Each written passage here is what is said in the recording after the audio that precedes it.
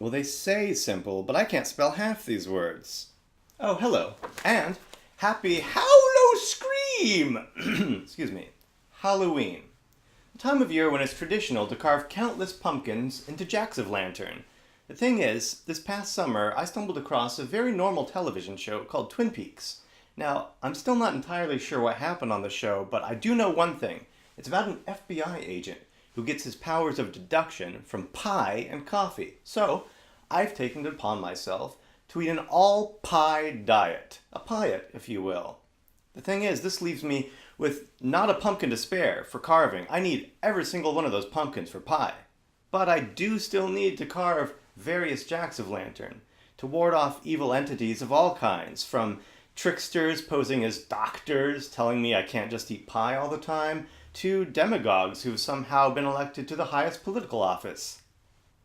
Fortunately, there is another food item suitable for carving into jacks-o'-lantern. That's right, tonight we're carving turnips. To carve a turnip, one must acquire a turnip. Whether growing it yourself or buying it from the store or local farmer's market, generally speaking, the bigger the better. There's nothing wrong with carving a tiny turnip, but keep in mind that we are making lanterns, so you want to make sure that there's enough space available to accommodate an interior light source. If you can't get your hands on a turnip, there are other root vegetables suitable for carving. Beets in particular have a festive red fluid that seeps out when their flesh is cut.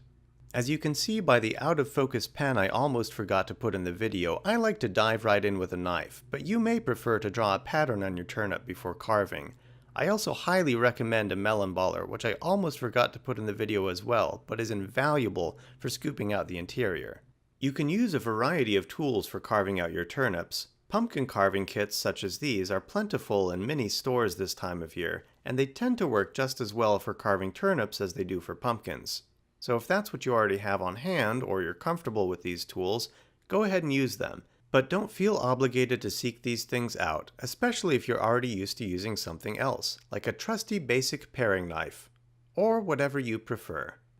And now for a bit of knife safety that I'll almost certainly ignore during this video. You always want to move the knife away from yourself and others, whether you're slicing, stabbing, poking, or jabbing. Let's start by slicing the top off the turnip. Of course, you don't have to use the top as the top. You can use the bottom as the top or the side as the top. It all depends on what you want the face of your turnip to look like. Once you've made that decision, slice off the top and get to scooping. That melon baller should go in nice and easy. Keep scooping until your turnip has a generous cavity. Just be sure to leave at least 1/4 of an inch of turnip wall around the sides and bottom for structural integrity. As for all that stuff you scooped out, it's perfectly edible. You can simmer it up with some large diced potatoes and make a mash. You can chop it up and make a hash. Beets are particularly good for hash. They're also good for staining your skin a vibrant red, making it all the more difficult to hide what you've done. They'll all see, and they'll know. No matter how you scrub, you can't wash away the stain of guilt. One of those pumpkin kits came with a plastic poker for poking, so I'm gonna poke some eye holes. I could just leave tiny little eyes, but I'm using these as pilot holes to help carve out a larger chunk.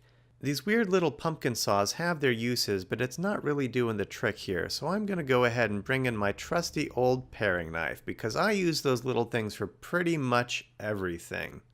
Let's put a smile on that face! Here I'm carefully slicing the shape of a mouth just into the turnip skin, and then not so carefully peeling that skin away. You could also do this with a vegetable peeler. Turnips have a nice firm white flesh that turns yellow and brown as it oxidizes, making it perfect for teeth. I'll start by cutting the outline of the teeth in a zigzag pattern across the mouth. Then I'll carve out the space around them. In this case, that pumpkin saw did come in handy. It was the exact right width for carving out the space between the chompers. Then I used the paring knife to smooth out the edges. Of course, you can carve whatever kind of face you like into your turnip. It doesn't even have to be a face at all. Like the Festival of Samhain, which is one of the roots of modern Halloween, jack-o'-lanterns probably originated in Ireland. They're variously claimed to either ward off evil spirits, or to represent the faces of spirits or supernatural beings, or to represent the souls of the departed. But these are your turnips to carve how you like.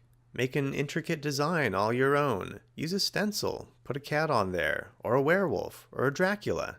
Just don't blame me if something terrible happens to you during the darker half of the year. There's really no wrong way to carve a turnip. Well, I guess there is, but if you don't like the results or you carve too much away, give it a good wash, make some soup, and start over.